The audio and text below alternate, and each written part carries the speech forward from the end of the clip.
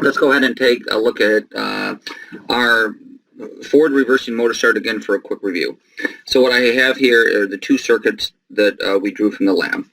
So the power circuit here is something that you should have memorized by now. We have our magnetic circuit breaker. We have two contactors here, a forward contactor and a reverse contactor, and then a built-in overloads. Now remember how this works is that it's going to switch lines 1 and 3. So if you look here, line 2 can either be passed to the starter if the forward closes, or line 2 can be passed through if the reverse closes. But if we close the forward, it looks like line 1 goes to line 1, it comes through. But if we close the reverse, line 1 goes to line 3. So that's a different direction, because if you switch any two of these leads, it switches direction. So 1 gets switched to 3, and 3 gets switched to 1. So you're either doing the forward or the reverse. And remember, you cannot have both of these on at the same time, because if you did, you could take this and it would just come around, and then it would be a short circuit here right between the loads. So only 1 and 3 would be shorted, and you would have a fire. Okay, and so if you looked at our starter, you can tell that that's what was wired here. So 1 gets connected to the far end here, and then it comes through, and then it switches to this direction. So if this contactor comes on right here, it would come straight through to there. But if this one comes on, it actually comes to this terminal. So contactor 1 brings it straight through to this terminal. Contactor 2 kind of brings it to the third terminal. So that's why these are wired this way, okay? These have 2 contactors. Here's our overload, and it has our normally closed contacts on here, right there. And that these we're using in the control circuit to kill the memory in the control circuit to bring the entire thing down.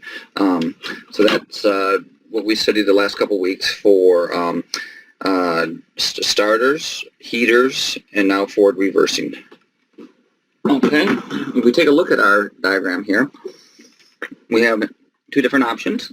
The first one here is showing my non-plugging. And so this one has interlocks. If I hit start, this is true, I get the forward on, and I get memory.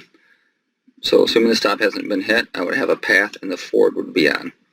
But this would open because it's the electrical interlock. Okay, that means that if I push the reverse, nothing will happen because this has been opened. In order to switch direction on the non-plugging, I have to hit stop, which would turn this off and turn this off and return this to the state, and then I could hit reverse and it would go.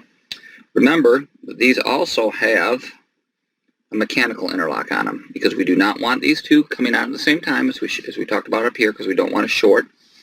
And so they have a mechanical interlock that prevents the contacts here from engaging, and it now has an electrical interlock on it.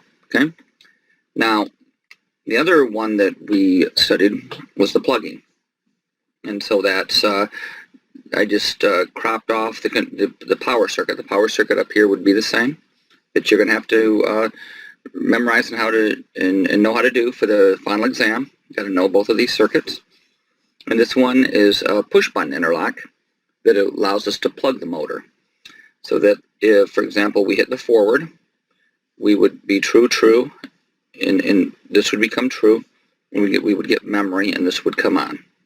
This time we don't have to hit stop, because if we hit the reverse not only opens up the forward and turns it off, but it closes the bottom, and the reverse would go on. They're still electrically interlocked. There's still a mechanical interlock there. It's just that this one does not need to be brought to a stop in order to change direction. Remember, a lot of times, as we went over last time, you're going to plug a motor or you're going to do a non-plugging, because you want to engage the reversing coil in order to slow the motor down and bring it to a stop, is a good application of this. Instead of letting something with a lot of inertia just keep spinning and spinning and spinning, if we instead stopped it and hit the reverse, well then the motor would bring that load or that inertia to a stop much quicker. And a centrifugal switcher timer could be used to then turn everything off. So there's just a quick review of the operation of the forward reversing starter.